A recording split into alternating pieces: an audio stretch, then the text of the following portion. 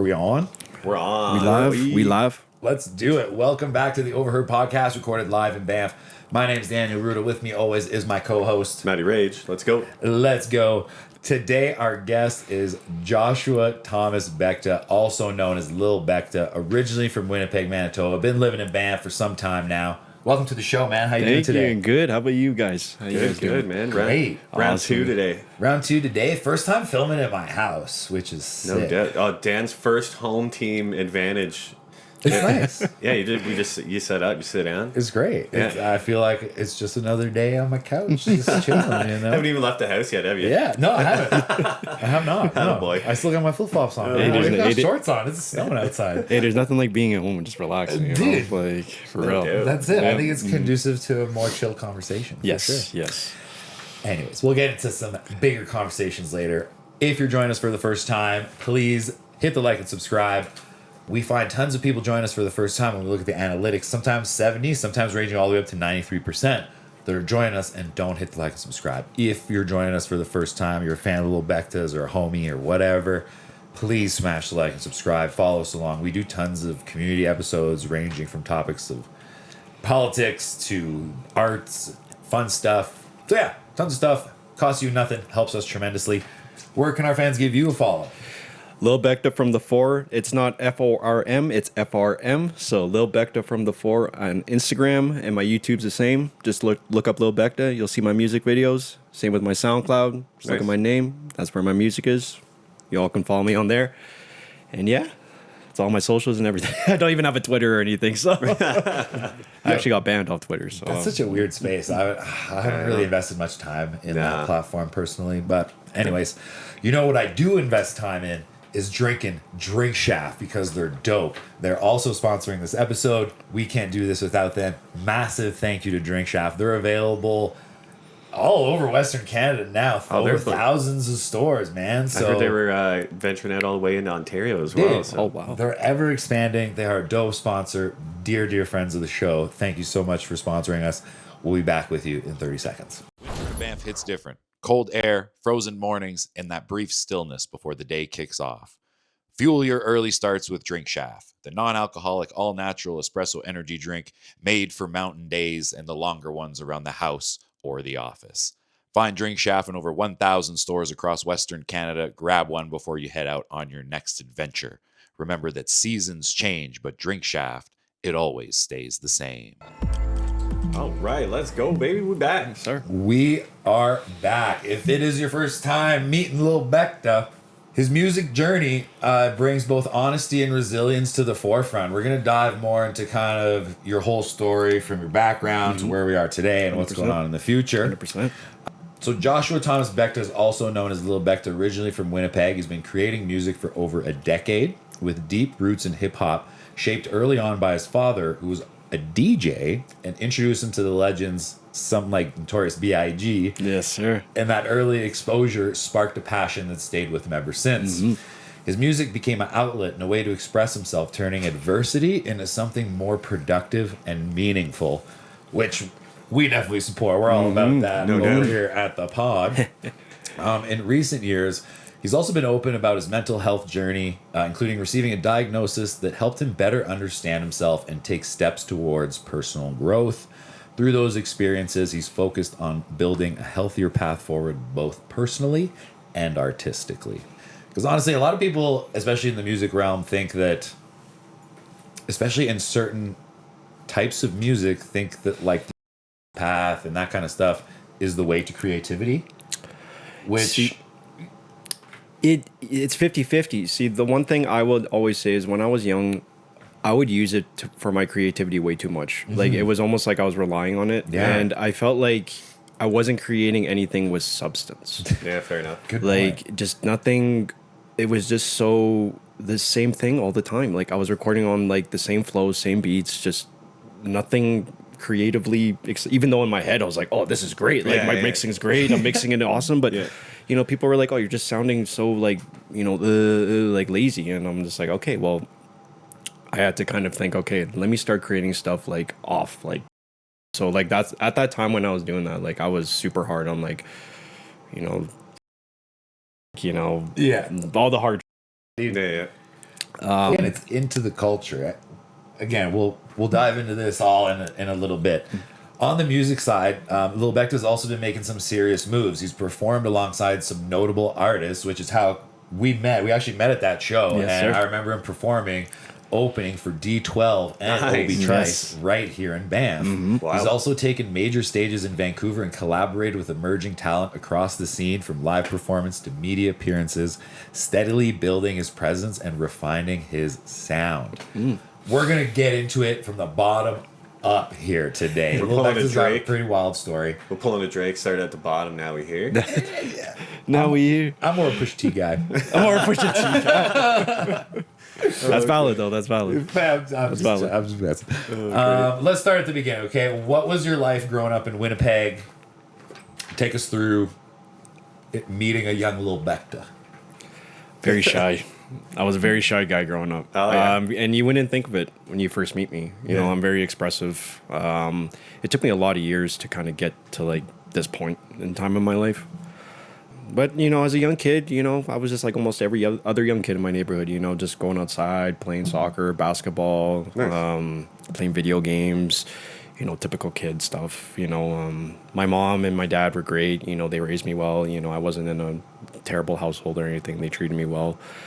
And, you know, early on in life, they did get a divorce, so that it did affect me, you know, going on later in life. But, you know, at the end of the day, I was just living my life like a kid, man. Like, fair, just running around, you know, frolicking, you know, trying to find my, you know, my muse and, you know, just my way of life and all that. You know, as a kid, you know, in Winnipeg, it's tough sometimes. I felt like everywhere I went, you know, there was something happening, like just like all that stuff, because Winnipeg's pretty rough. Yeah, no doubt. sure. I think at one point it was like Canada. Absolutely, yeah. Jeez. Yeah, lots of social and social economical issues in Winnipeg, and you know, there's definitely some nefarious activities going Yes, on. yes. Reputation precedes it. Lots of org as well. So growing up around that, definitely not easy. No. What effect did that have on you, think, growing up?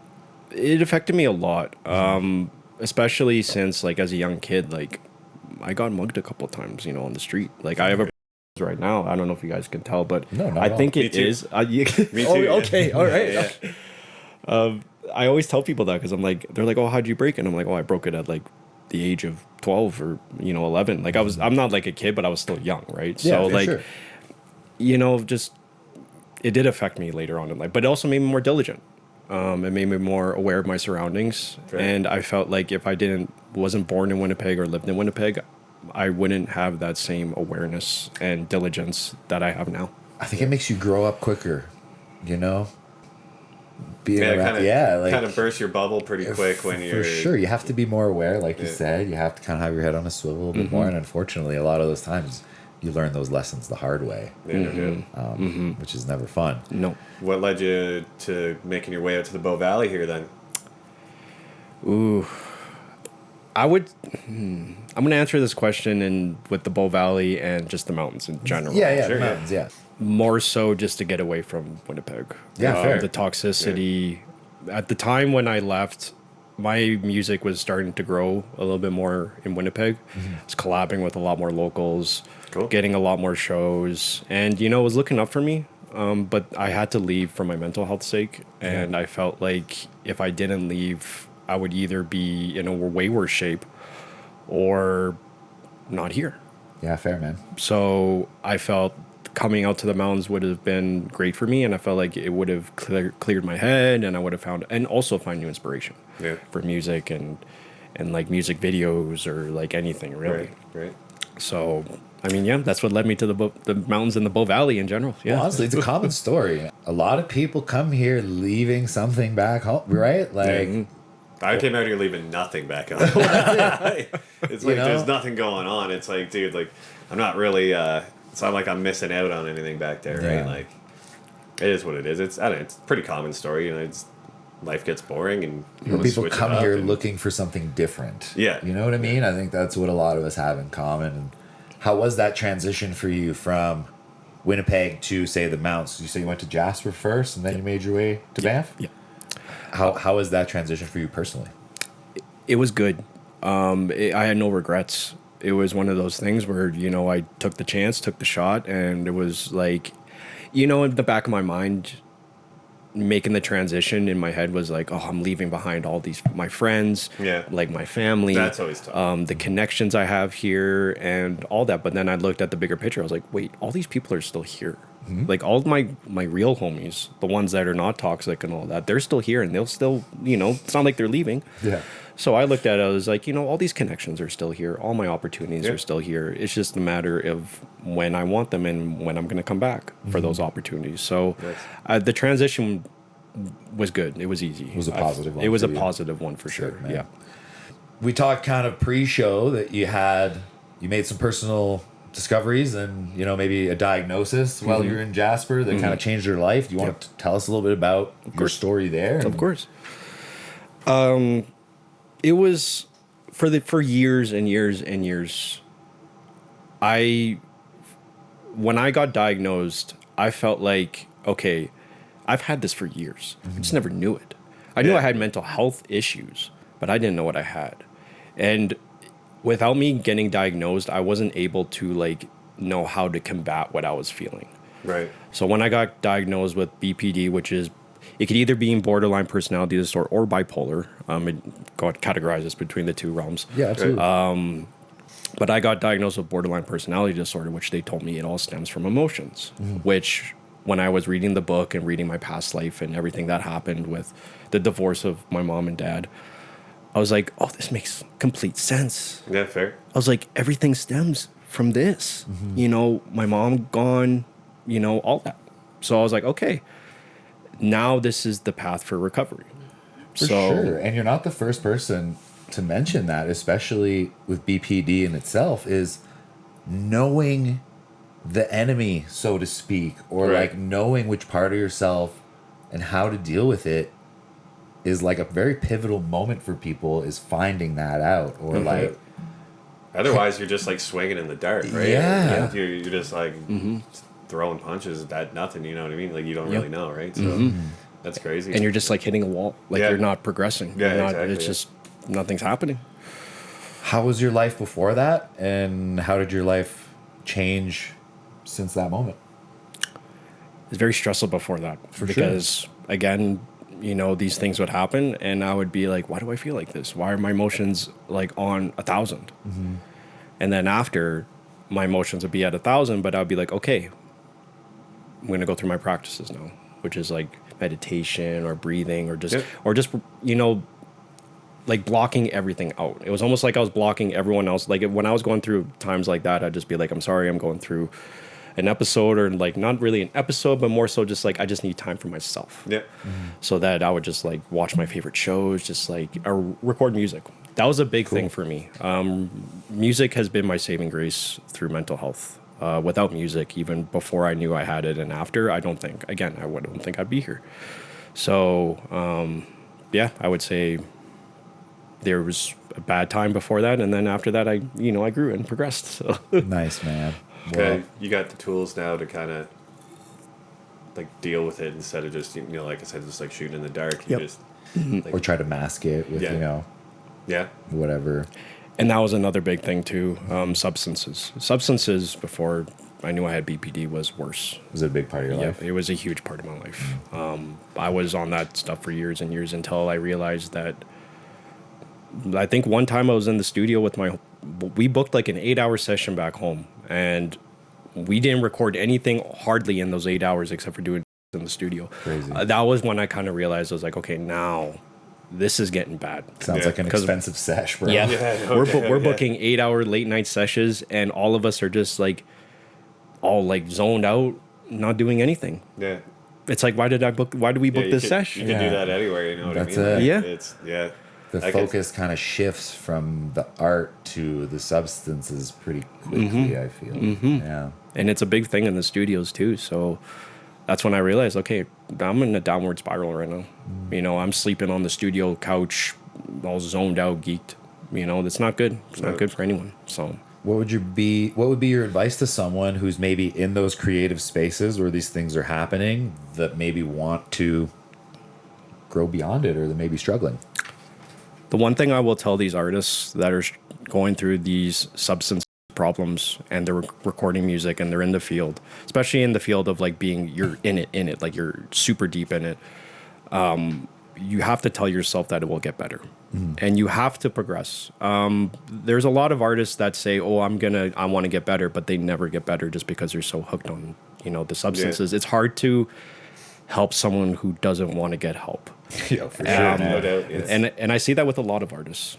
A lot of artists just don't. They're like they just don't want to get help, even though they realize the problem. I think it's just it's easier to keep slipping down the slope than to do something about it. Yeah, it's not always easy to just be like, hey man, like even just like come to the realization that you've got a problem. Like a lot of people don't even want to go down that road. It's just easier to just like push it to the back burner, ignore it, right? Yep. So big time. And don't one advice I'll say is just don't try to rush it. Don't try to rush the recovery. For sure. Because you're just going to quit everything cold turkey. Like there's certain things that you have to do slowly but you will, it will get better. And that's the one positive thing that I always put in my mind when I was going through that stuff is it will get better.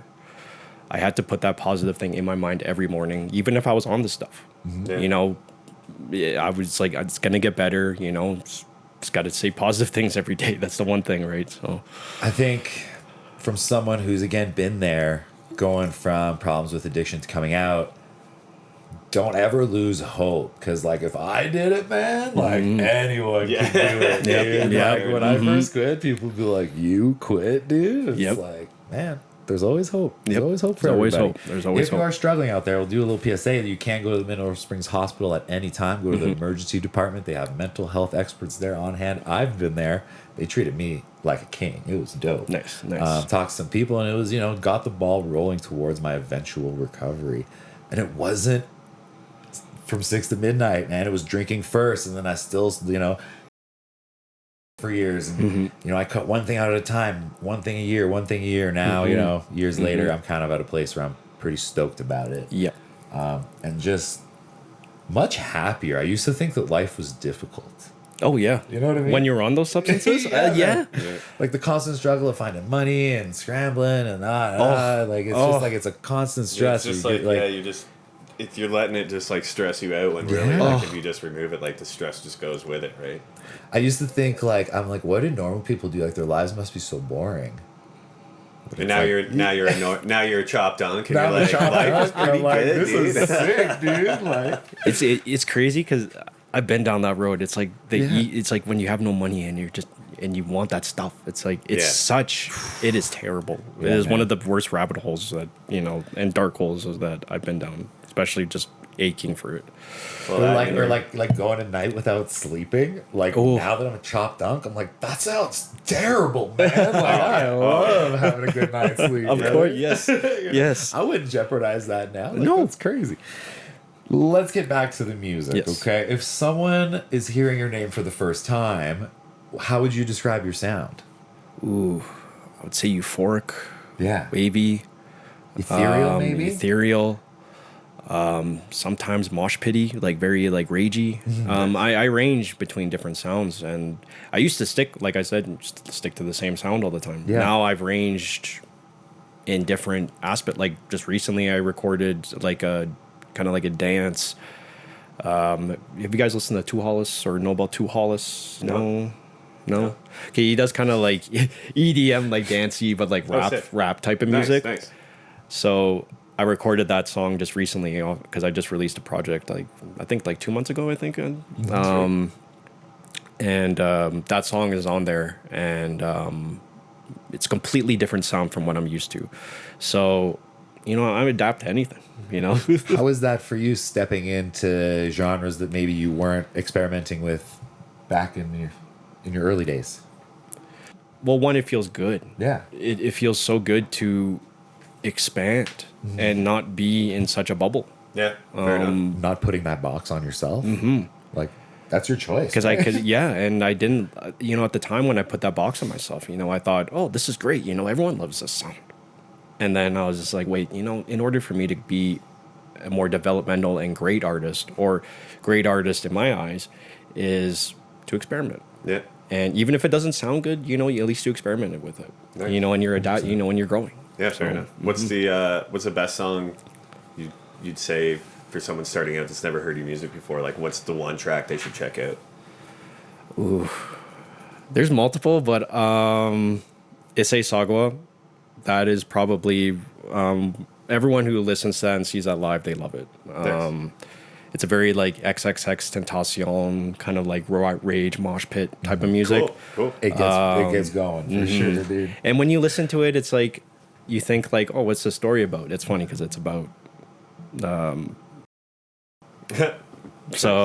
I used to date years ago. So I compared the name in the song, because the name in the song is actually a notorious in Japan, and I don't know if I should use the word of what he did, but We can bleep it out. okay. Well, he was Okay, Oh. we're definitely bleeping that out. and yeah, and he, let's just say his Unfortunate acquaintances. yes, and I took like I wanted people to compare like the demons and the both almost, Interesting. which is weird because like people when they listen to it, they're like, how do these things connect? And I'm like, it's more deeper on my end. For sure. Yeah, And it's like, and once you hear my side of the story with it, Yeah. you'll know.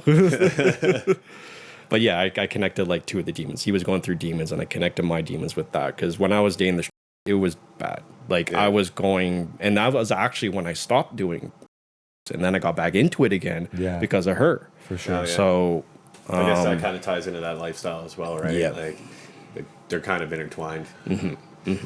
I can see that. Wow. But yeah, Issei Sagwa. If you're listening to me for the first time, that is probably one of my favorite tracks that you should listen to first. Nice. It's on my SoundCloud, and I have the music video on YouTube. So Go get it. Go Yes, check sir. it out. Go For do it. sure. What's your creative process like when you're making music? Do you make it more for yourself, or do you have more the audience in mind? What is your take on that? 50-50. 50-50? I like to make music for myself, but I also want to get my fans who are fans of my music input and kind of be like, what do you guys want to hear? Nice. Sometimes I'll put polls on Instagram every now and then, be Right. like, what do you guys want to hear on the next project? Bounce ideas off the homies, give them a little pre-listen, be like, what do you think? Yep. I'm working on this. Like, I don't get the bands or the creative projects that are like against that. You know what I mean? Like I was like, not a lot of people would admit to making art with the audience in mind. You know what I mean? Like that's like I think a lot of people are more on the side of like, nah, this is for me, man. And Yeah. if people like it, they like it. Like I feel like that's a more like romanticized viewpoint of art. Whereas like being like, no, like I do take account that people are listening and I want them to course. like it. Like that's a cool course. thing to admit. And like, you should be doing music for yourself. The one thing I'll say is like, you should be doing music for yourself. That's the main reason why you should be getting into it. But and for the love of the game. I see so many artists that get into this. They're just because like, oh, I want a quick buck.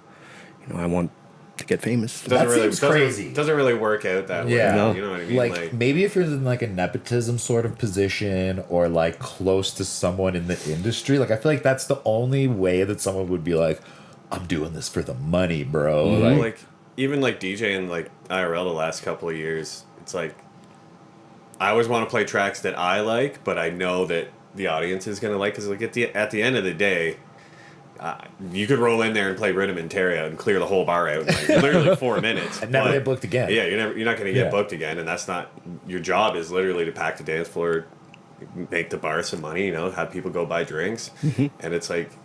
Yeah, there's that delicate balance. It's like, yeah, you don't want to play songs that you absolutely hate all night because that's not fun either, right?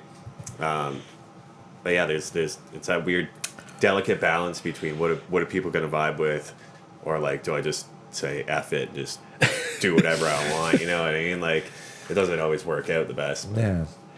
craziness. It's funny because I actually DJ'd in Jasper when I was there. Nice. I DJ'd in 2022 in the club there, and that was my major issue. Is finding, I was able to make the crowd vibe because I knew the classics. I knew and with Jasper, it was one of those places, and I think they do this here too. I'm not sure, but it was one of those like they come up and they want requests. Every come DJ gets requests. Okay, okay. Yeah, it's just a thing. Now you get this. Someone will put something on the phone and they just go I like this. hate that. And it's part of it. It comes with the territory, man. You just gotta. It's like I've had people be like, "Yo, can you play some T Swift?" I'm like, "I don't have any T Swift," and then they come back up with another one. I'm like, "Okay, that's actually a banger. I'll work that one in." Yes, But it's that's a heated topic in the DJ scene. It's like there's a guy named DJ No Request, and it's just like that. He don't play no songs for nobody. No, That's a perfect name, man. That's a perfect name. It's like it says right in the name. Yeah. I'm not taking no requests. So when you sit down to write, where's the balance for you between, say, like conveying a message from your heart or from your personal experience and something that just sounds good? It depends on the project. There are certain projects that I want substance, a lot more substance in, because one, I'm also I would be naming the project if like something kind of like, based on like my story type of thing, or my past story, some unique name. But then there's also kind of like just the turn up songs. I want people to just kind of vibe and, be in their own world. Just being hyped type up. of thing. Yeah, for sure. I know at the time when I first started music, I was into like the boom bap 90s. So Okay, cool. I was into Notorious B.I.G. I was into A Tribe Called Quest. Nice. Mobb Deep. I was super into like the New York rap, and I would create a lot of substance songs back then, a lot of conscious songs, like a lot of like I would speak about like the racism that was happening in my city with the indigenous people. Because it's huge there with the indigenous population out there. It's crazy. It is wild. It's sad. It's super sad. And I was trying to talk about mental health as well, stuff like that, even though I wasn't going through it. But I had a lot of friends who were going through it at the time. So I was making a lot of like conscious substance songs at the time. Then when I got into the new wave, it was a matter of, again, like you said, balancing between making something of meaning and then making something that is just wavy and fun. Because it's got to be consumable, right? Like we were discussing some projects off camera of one of our friends that's like super into, and there's a point, especially with hip hop and storytelling, where like the message or the delivery becomes so dense that it loses its appeal to the listener. I feel right. Like, how do you navigate that? Ooh.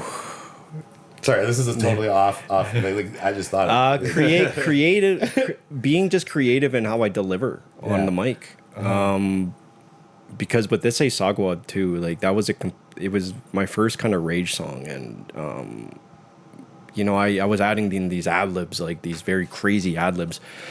My writing process with that is just, I listen to the beat and I'm like, what can I make something different that is completely different from the last song that I just recorded? It's cool. And then I'm like, okay, let me punch this in. Let me think of this. It's like, maybe I'll just say, here, or like, and let it amplify or something, or sing a little part and then like, mix it really differently and add some auto-tune. Like, it's just, I don't try to add auto-tune because I'm trying to learn how to sing a little better. But well, it's also like it needs to be replicable, right? Of course. I've seen some hip hop artists that you hear it on the record and it's polished, and you hear it, and then you go see them live, and it's like, this doesn't sound anywhere near what you guys put out on an album. You want an inside tip? Like almost every single piece of music you've heard in the past 20 years has auto-tune. For sure. It's not a even negative thing. It's not even that like the T-Pain auto-tune. It's like, I guess correction. Producers would call it pitch correction, right? It's like, it's very subtle. It's like, it's not noticeable. Like, you can set it up to sound like T-Pain if you want, but if you want it to sound natural, you'd be surprised, like, even like people that you think have like a perfect voice, it's close. But it's all pitch corrected. Of course. Wow. At the end of the day, it's just it's pretty much an industry standard at this point. Okay. It's like the name of the game now is kind of make it so transparent that it doesn't really sound like you would never be able to tell that it's pitch corrected, but it is, and it's it's everything, like from metal to pop to like it's just everywhere now. It's just kind of standard practice, which is like, you could arguably say that we use some of those tools to produce this podcast. Like, it just makes you sound Well, we don't better. auto-tune, not but to I mean, the like, extent, but it's like it's still pretty pitch corrected. It's a pretty basic signal chain. Like, it's Yeah. you got a compressor and then you got a limiter and Yeah. a little bit of EQ, a little bit of de-esser, and it's like it's just a little bit of polish on the top of it. But we should do an episode with just auto-tune crank to max. That'd be someday. so funny, dude. That'd be crazy. Yeah. There's a comedian that like that's his shtick. He'll like come out on the autotune and start like singing to the crowd. Oh, Like, that's so cool. It's like a funny thing. How much are you involved in like that technical side of your production? Do you have people that do that for you, or are you very much involved in like, the mastering and the final sound? I'm more involved in it now. Yeah. It's just because I've had my home studio set up pretty good now for Nice. the last couple months. Sick. So like I have a proper studio set, like at least a home studio set, like a basic one for me Yeah. to mix and master at home. Before I was getting like studios in Edmonton, Calgary Yeah. to kind of work on my stuff. I go to their studio and they would mix and master for me.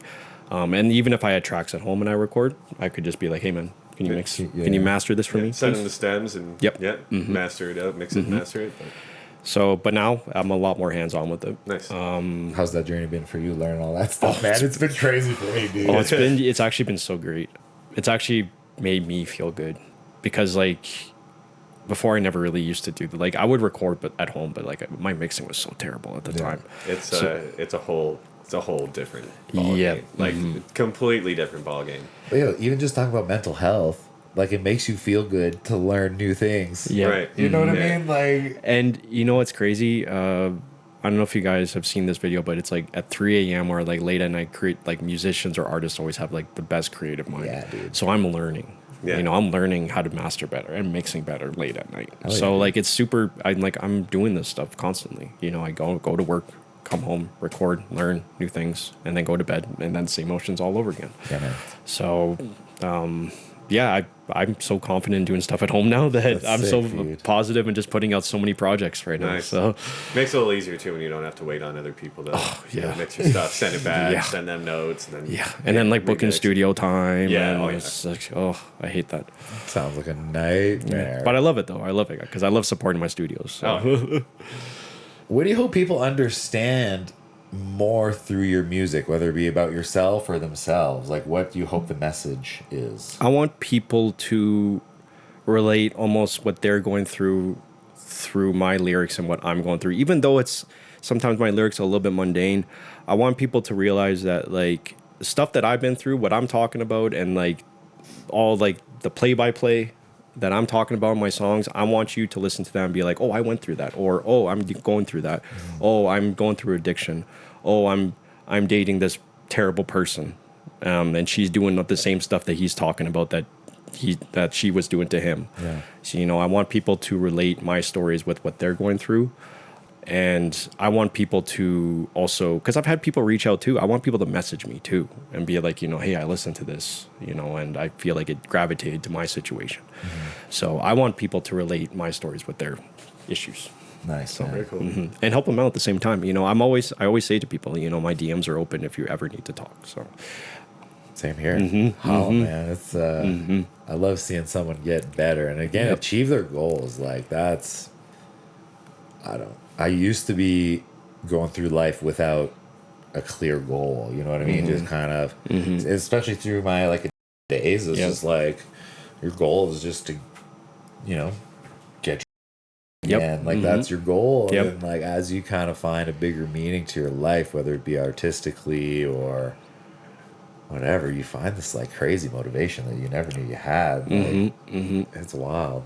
and that's my main message to the people who are going through it. You know, find a hobby, find something that you love to do, and that will help you a lot. That will help you a lot, and whether it's like drawing, writing, anything, you know, that helps majorly with mental health. Majorly, even if it's something that you just are getting into, you know, trust me, it helps. Put some energy towards something else other than what hasn't been working for you. You know what I mean? Like, if it hasn't been working for you, put more energy into it. It's like I always say, like you can practice something for 20 years, but if you're practicing it wrong, it's still like you're not going to progress. It's just you're still in the same spot you were when you started doing it, right? So it's just put some energy into something that you don't necessarily have to love it, but like put energy into something that isn't that. or Yeah. you know, maybe that's not the hobby for you. You might move on to something else, but at least you're, you know, keeping your mind rolling. It's like idle hands are the devil's playground. You know what I'm saying? Like 100%.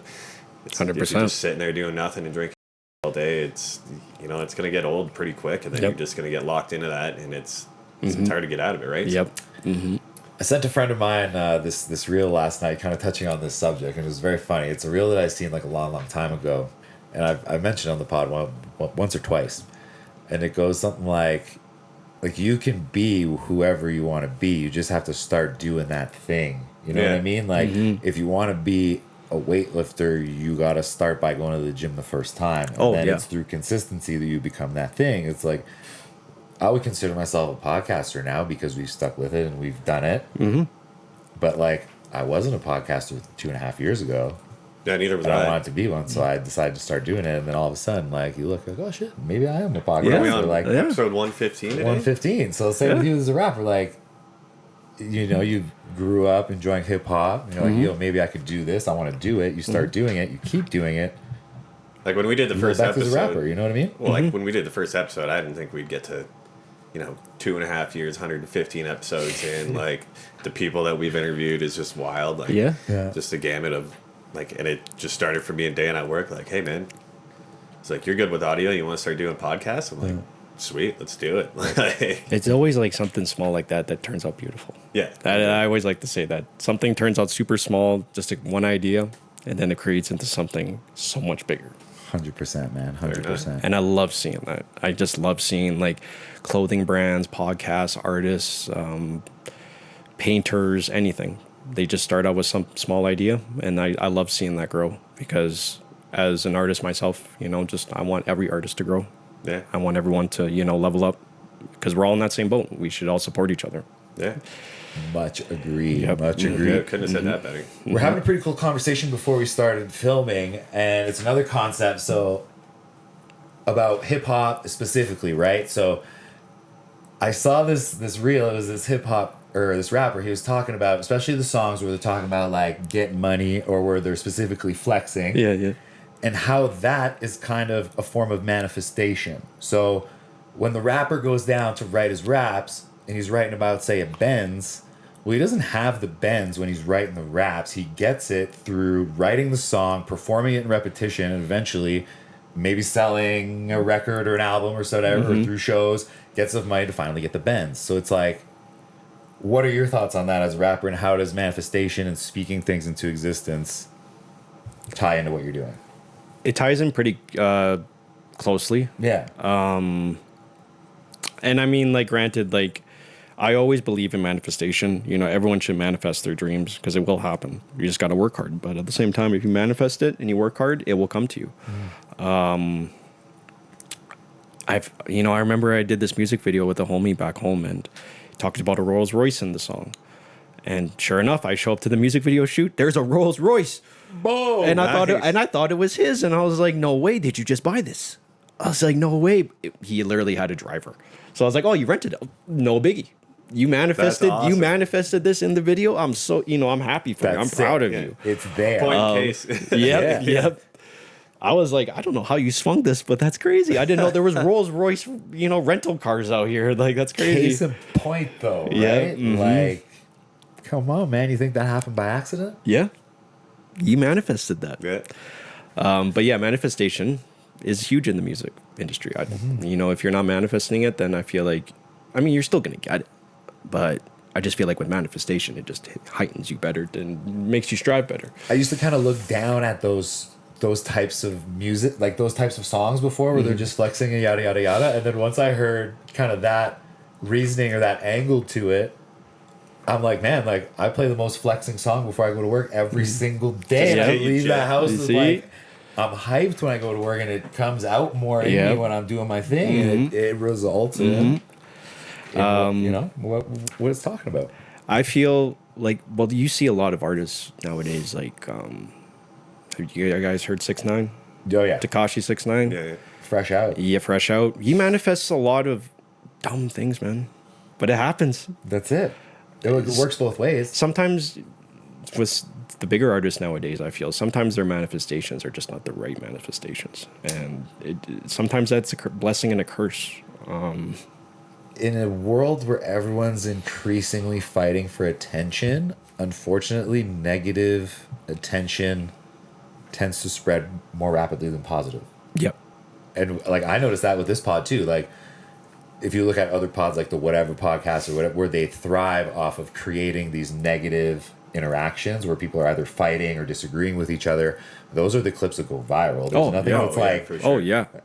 hey, we have this great story that's going on. Like that doesn't go viral. No. There's nothing Well, look at- eye-catching. Even just look at like standard news, like mainstream news outlets. It's like, it's always just like sensationalized, like just the worst news. It's like, oh, there was this many people in, you know, that It's crazy. Yeah, it's just like, it's like this many murders this year, blah, blah, blah. And it's just like that stuff is what sells, because no one, like, it's just sad that no one cares about like the good, like the feel good stories. It's just like people care, but it's just it's not going to get the like the viral views that the negative aspects of anything really. You know what I mean? It's just Yeah.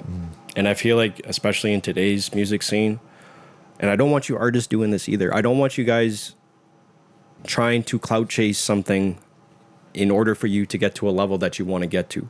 Because at that point, you're just selling out. And I'm just going to say that right now. Yeah, man. And you see that in the rap game too. People doing like unnecessary things to try and make a name for themselves, or like putting themselves in dangerous situations. You're not going to be able to put your project out if you're not around. Yep. You know, or if you're locked up, Yep. or if you're, you know, stuck in a trance on a couch somewhere. Yep. Trying to look cool. You know? Because with 6ix9ine, I watched a documentary, and he was such a good kid. Yeah, man. And then all of a sudden he's doing all this stuff just to get views. And I'm like, that he went into the music industry for such the wrong reasons. And now he's one of the biggest artists in the world. Yeah. Maybe mostly negatively, but he is one of the biggest artists in the world. I find that the industry is rewarding artists more for that than maybe say their creativity. Yeah. Yeah. 100%. Well, yeah, Chopped Dunk knows that 6ix9ine just got out, so what does that say? Dude? You see? What does that I say? want the music industry to change in a way where we got to focus more on the creativity of things and less on the, well, what are they going to do next on social media? What's the next episode, It's like, Okay, this brings a very cool topic to mind that's not in any of these notes. Kanye. Recent shows, sold out 2 shows back to back, 80,000 people, both shows. There's this crazy conversation going around cancel culture and people that are there supporting Kanye. What are your thoughts on that? See, Kanye, for me, growing up, he was a mogul. He was a legend. And you know what? Today, I really, he still is in my mind. The only problem is when you walk around with that publicity on you, it is so bad for everything that you're doing. Yeah. Like, in my opinion, I don't know if you heard, the Wireless Festival, Pepsi dropped out because Kanye was going to be on it. And now a whole bunch of just sponsors, I think, are dropping or something like that. I'm hearing so much about it right now. That's crazy. They just don't want anything to do with it, right? Yeah. They're just keep me as far away from that as possible, which is... But it's weird. The media is kind of unfair to Kanye because at some points they're like, oh, he suffers from mental health and all this stuff and all this, but then they can't. But then they just blow that aspect. Yeah, They that's just it. blow They it up, can't- right? They can't not cover it. They're like, oh, he's having a meltdown. But also they take stuff that maybe happens in moments of distress or moments of mania. And again, I'm not defending any actions. There's certain things you shouldn't say on public forums, especially when you have an audience that's that huge. Of course. But also, I don't know, the whole situation needs to be looked at. And I feel like, and this is why I also hate TMZ. Oh God! Yeah. I hate classic. I hate TMZ, and also because they literally look at almost every single social media post that you put, yeah. and they will be like, "Oh, this is coverage for something." They'll see Kanye crashing out, and TMZ's on that in a minute, and then they start posting it, and it goes viral right away. I'm not saying it wouldn't have gone viral, but it's just they're diving into Kanye's life so much every single day, and it doesn't help that he's erratic either. For sure. It doesn't help to his situation to have to deal with, No. how do you, there's no one in the world that can relate to that particular situation, which has kind of got to be a weird alienating feeling. Yeah. There's so many variables. Like, it's, Oh, yeah. But it's like, how do you deal with that when it's like you're always in the spotlight? You know what I mean? Like, you can't even have a second to like straighten your shit out and like figure out what's going on in your own head before like, oh, now it's everywhere and everybody's blowing you up about it. Like, well, what's going on here? Like, we saw this online. Like, it's just like, that's got to be a sad situation. Like, for him or like the people around him, you know what I mean? Like, always be in that kind of like crazy, not necessarily always negative, but like just that insanity just daily is got to take a toll. Did you know someone else recently in the news, Gucci Mane? Oh yeah. Also another like rapper that I didn't know this until like maybe a couple months ago, but has always suffered with mental health problems as well. Oh yeah. But his wife has always kind of been like his minder of his social media, so that when he has these instances where his mental health is having issues, she blocks him out of everything, so he can't like self-sabotage. And it's like that.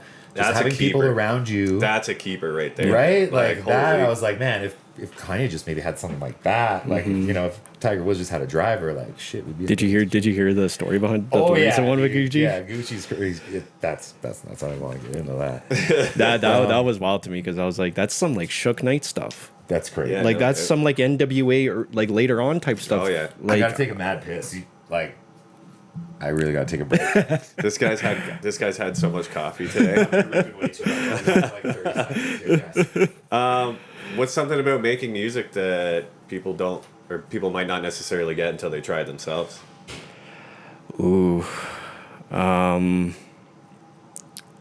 like if someone's doing music for the first time. Yeah, like if someone's gonna start making music Yeah. that's like never made music before, like what's maybe something that they just don't, like the average person wouldn't understand about the process of like making a track.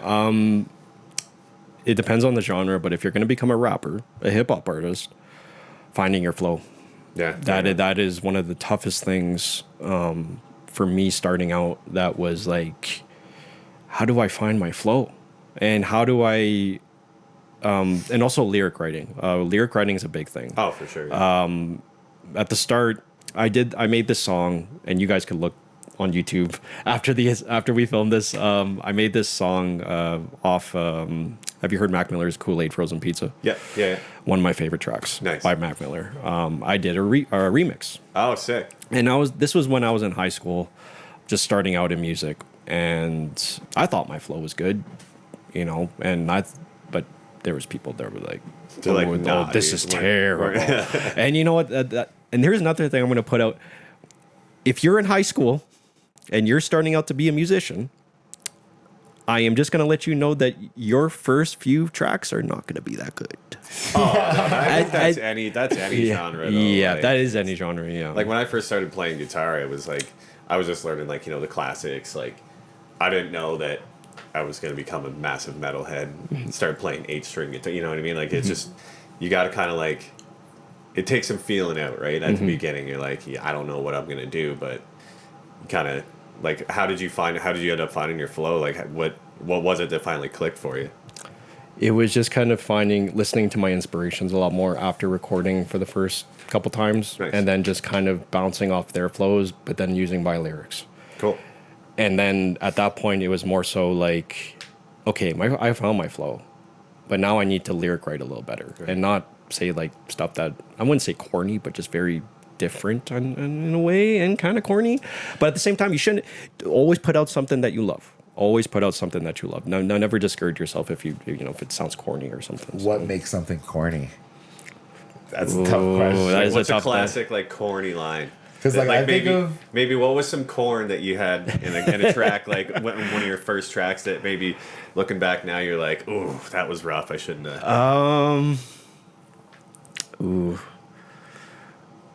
I have a song, and this one got me some backlash too. I have a song called "Every Life Matters," which at the time, yeah.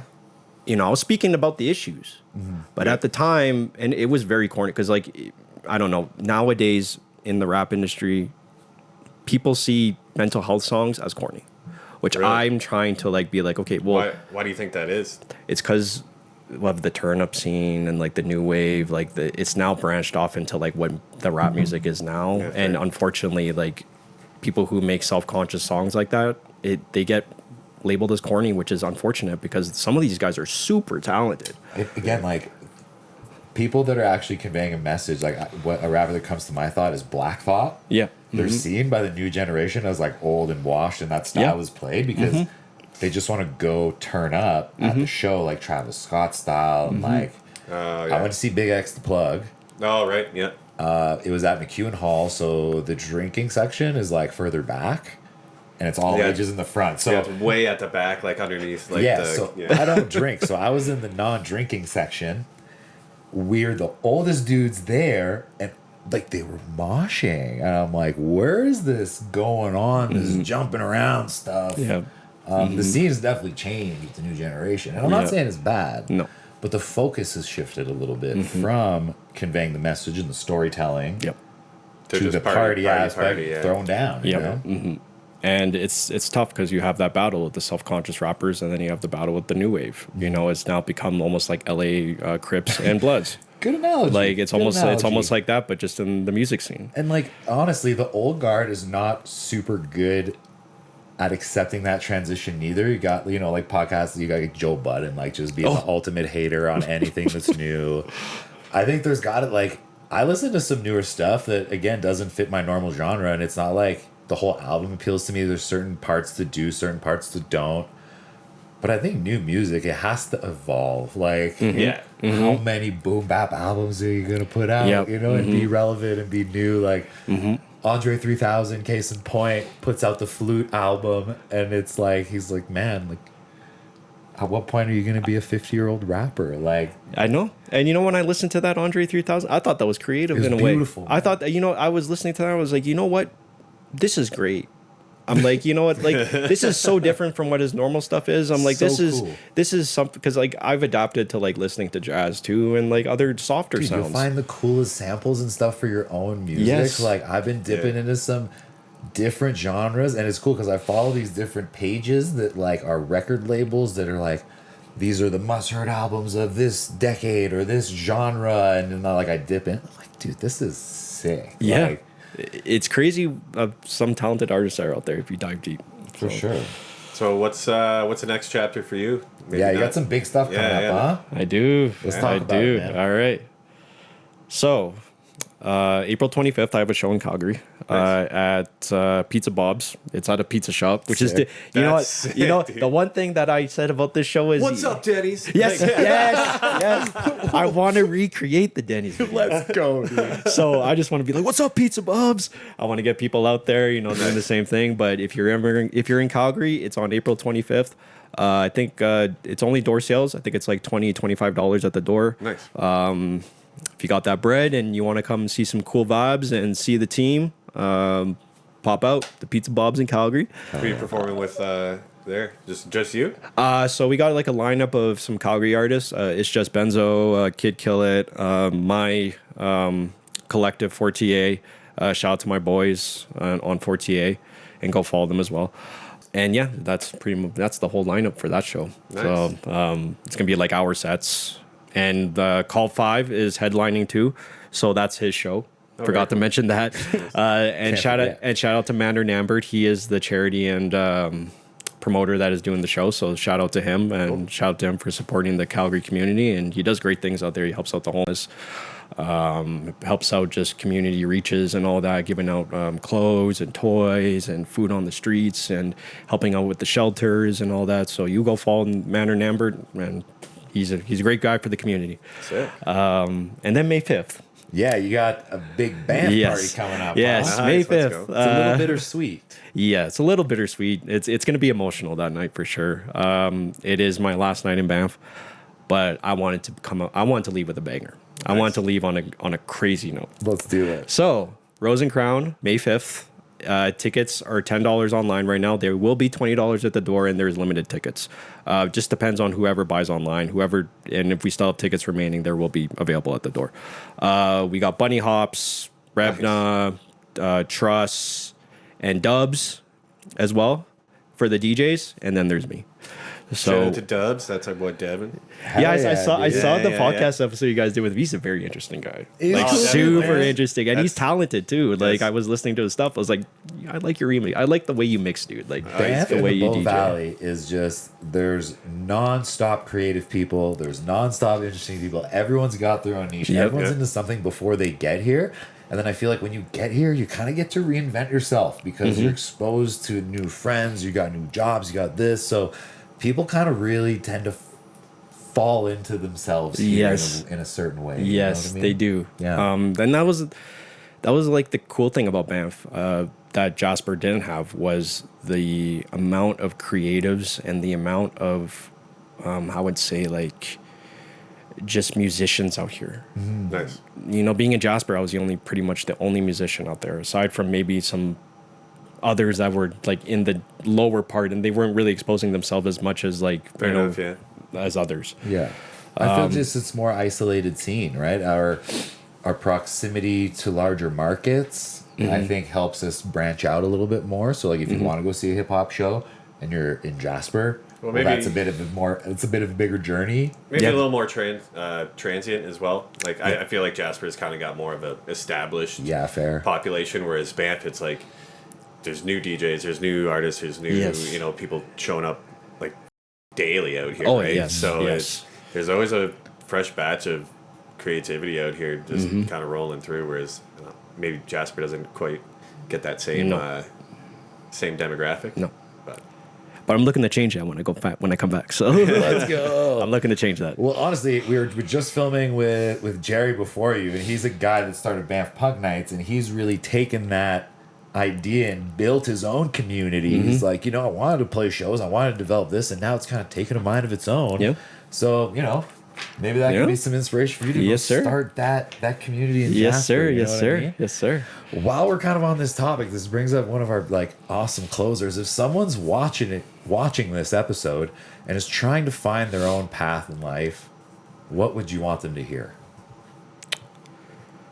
Well, multiple things. Don't rush your path. There's a lot of people who dive into things, and it's not for them. Don't rush what you want to do. Take your time to find it.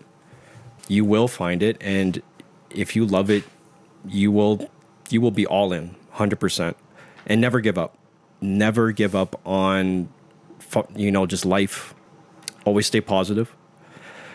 Just keep pushing, man. Like, you just got to find that. yeah, no doubt. A great point you made about staying positive. Like, self-talk is a huge thing that people don't realize the power that it has in your life. If you're sitting there constantly telling yourself, I'm wrong, I'm dumb, I'm corny, you know what I mean? If you speak against yourself negatively, or you have that negative connotation of yourself in your head, it's going to portray in your actions and how you feel, right? Yep. Like, if I'd say that would be my number one advice to everyone out there would be change that thought in your head and that interior monologue Yeah. to a positive one, and you'll see your life will shift. Yep. Like, Yeah. it's so easy to be negative. It's difficult to consciously stay positive in your life with everything that life throws at you. But if you can master that, step one, I'd say. And I always say like affirmations too, like morning affirmation. Like, time. say to yourself every morning, like, it's going to be a good day. I'm going to be productive. I'm going to find, my inspiration, or I'm going to find what I want to do. Maybe it might not be that day, but always put that stuff into existence and always say that stuff to yourself every single day. Saying that stuff, positive stuff every single day, it makes a difference. Trust me. So, Good time. 100% agree. Any closing thoughts? Anyone you want to shout out before we wrap this up here? shout out to my 48 Collective boys, Lil KJ27, Rain, Ishi. Who else do we have? We have a lot of boys in this collective. Stunna, and everyone else on 48. Shout out my boys there. We've been working on a lot of music in the last couple months. We just did that show in Vancouver. I'm proud of my boys. We're really trying to make ourselves a little known in Alberta and Canada, and we're ever slowly doing it, but we're doing it. Also, shout out to CDY. I don't know if you can see the thing, but shout out to CDY. It's my homie's clothing brand, and he's a super young person too. He's a super young kid. Shout out him. He's growing. You go follow him at Culture Driven Youth on Instagram. He's got some fire clothes. Hit him up. He'll be happily probably send you a shirt. Who knows? That's not no guarantees. But shout out him. You go follow him and support. And shout out you guys.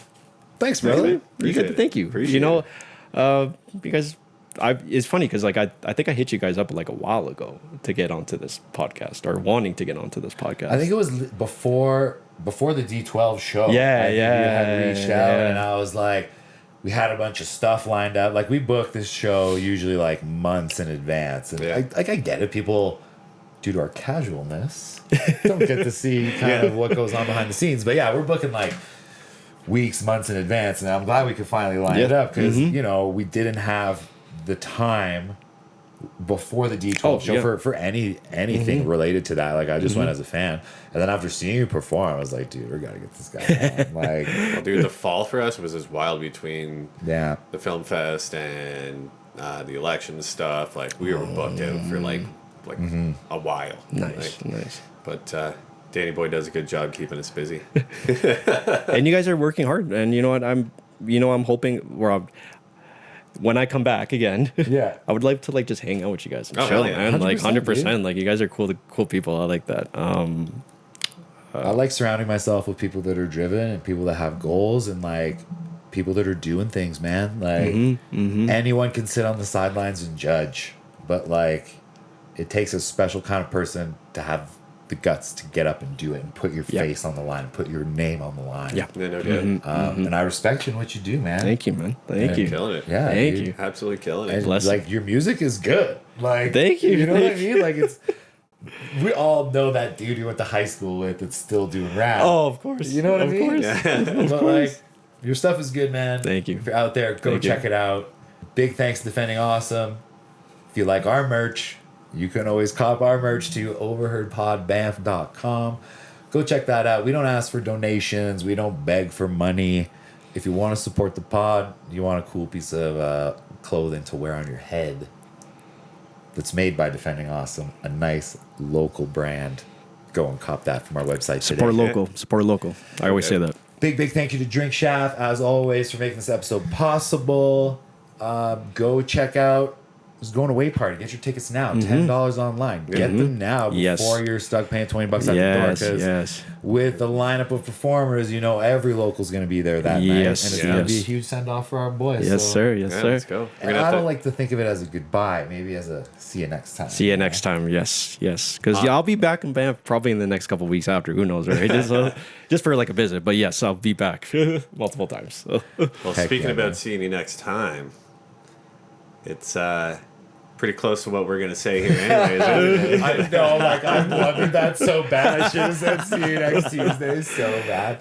Anyways, thank you everyone for joining us. Thank you to the sponsors. Big shout out to Lil Beckta for taking the time, sharing your thoughts, and like opening up for us, man. It's not easy to do, to be so open in your heart. And you got a pretty crazy story to share. Yes, so sir. Yes, sir. I put everyone to go check out the music. Thanks for tuning in, and like every week. See you next Tuesday. Yes, sir. Peace.